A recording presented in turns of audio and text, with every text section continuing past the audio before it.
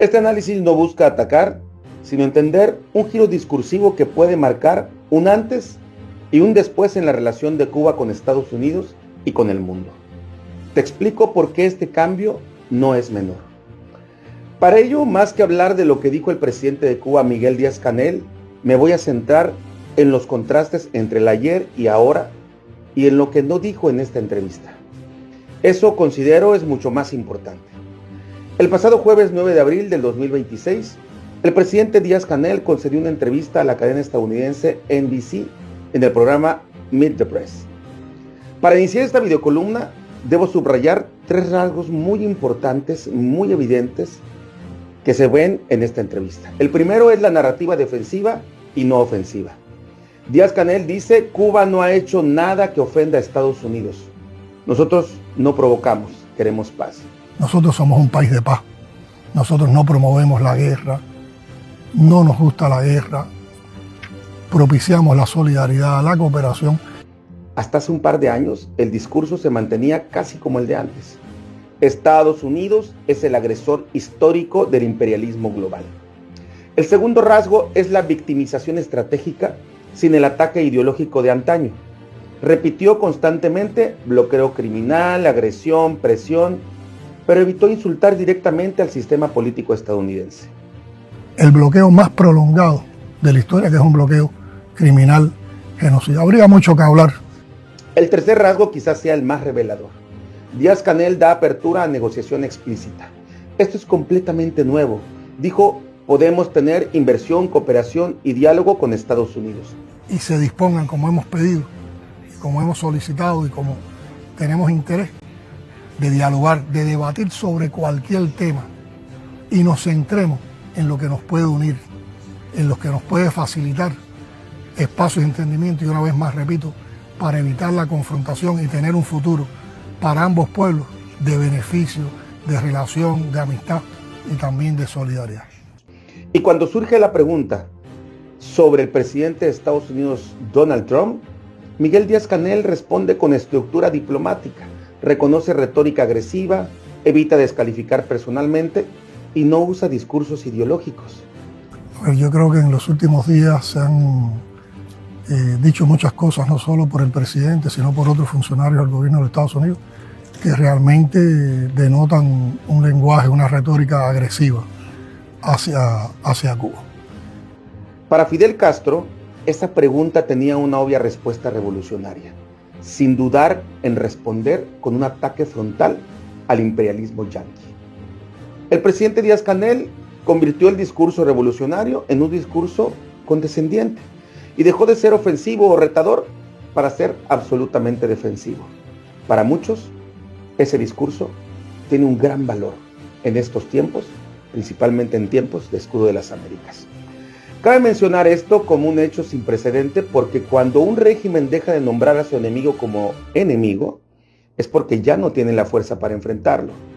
Históricamente, el discurso cubano se basaba en la confrontación directa. Díaz-Canel sustituye el léxico bélico ideológico por términos de gestión y diplomacia. Han desaparecido términos como imperio yanqui, gobierno fascista, lacayos o mafia de Miami. Ahora se refiere a Estados Unidos como nuestro vecino, potencia o simplemente el gobierno de los Estados Unidos. Usa conceptos como relación civilizada, espacios de entendimiento y beneficio mutuo. Esta transición de enemigo histórico a vecino con el que hay que negociar sugiere una necesidad de supervivencia que supera la ideología.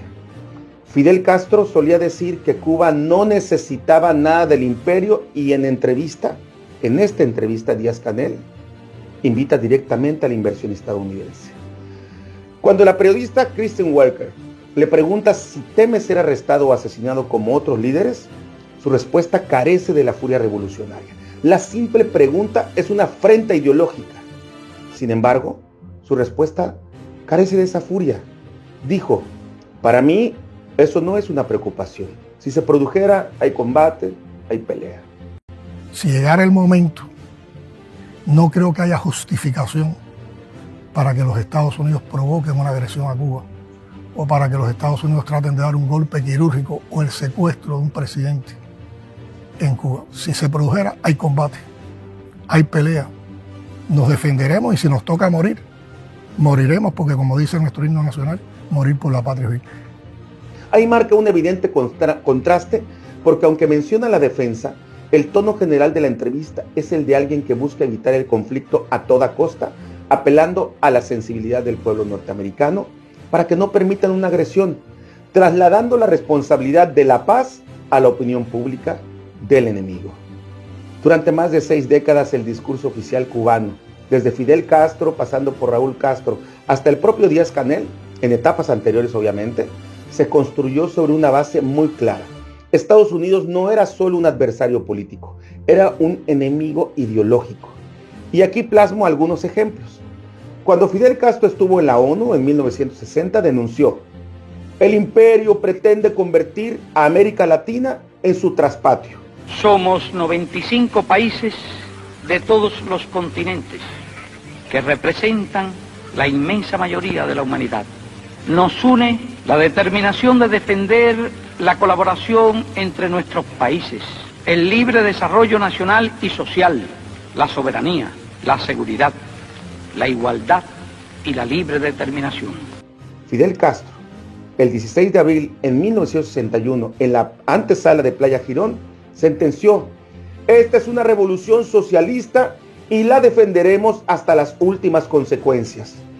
Vengan cuando vengan los mercenarios, todos nosotros, orgullosos de nuestra revolución, orgullosos de defender esta revolución de los humildes, por los humildes, y para los humildes no vacilaremos frente a quienes sean en defenderla hasta nuestra última gota de sangre. En el discurso de Fidel Castro en la Plaza de la Revolución el 1 de mayo del año 2000, afirmó: esta revolución no la tumba nadie, ni el imperialismo ni sus amenazas. Es convicción profunda de que no existe fuerza en el mundo capaz de aplastar la fuerza de la verdad y las ideas. Y aún décadas después, Raúl Castro mantenía esa línea al afirmar en 2010: mientras exista el imperialismo, el partido, el Estado y el pueblo le prestarán máxima atención a la defensa. Que no habrá impunidad para los enemigos de la patria, para quienes intenten poner en peligro nuestra independencia. Entonces, cuando un régimen cambia su lenguaje, está cambiando la forma en la que interpreta el poder. Díaz-Canel no solo modera el tono, abre la puerta de Cuba a Estados Unidos. En la entrevista afirma que Cuba estaría dispuesta a recibir inversión de empresas estadounidenses en el sector energético. Esto, en el contexto histórico de la Revolución Cubana, no es un matiz, es un giro de rendición. Porque, insisto, durante décadas la narrativa fue de resistencia frente al modelo económico estadounidense. Pero hay algo más profundo. El presidente cubano repite una idea varias veces. Cuba quiere diálogo, Cuba quiere acuerdos, Cuba quiere una relación civilizada con Estados Unidos. Esto también es nuevo en su forma.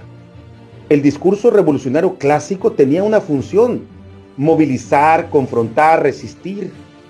El discurso actual confunde y genera expectativas al ponderar su presente en contener, negociar y administrar riesgos.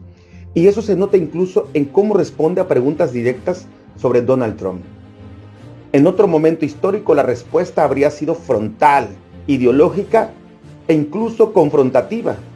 Hoy la respuesta es medida, institucional y contenida. Reconoce tensiones, pero evita escalar el conflicto. Y es que cuando Díaz-Canel deja de nombrar a su adversario con el lenguaje con que lo definían sus antecesores durante décadas, está ajustando su posición en el propio tablero mundial. Cuba no está abandonando del todo su discurso histórico, pero sí lo está modulando. Y cuando un régimen modula su lenguaje es porque está leyendo un nuevo contexto de poder hemisférico. En política internacional, adaptarse no siempre significa rendirse, pero siempre significará reconocer que el entorno cambió. En política, como en la vida, lo que ya no se dice muchas veces revela más que lo que se dice. Durante más de medio siglo en Cuba, el lenguaje fue una trinchera. Hoy es una mesa de negociación. Esto es Juicios del Poder con Jonathan Estrada Internacional para Escudo de las Américas. Aquí analizamos el poder sin permiso.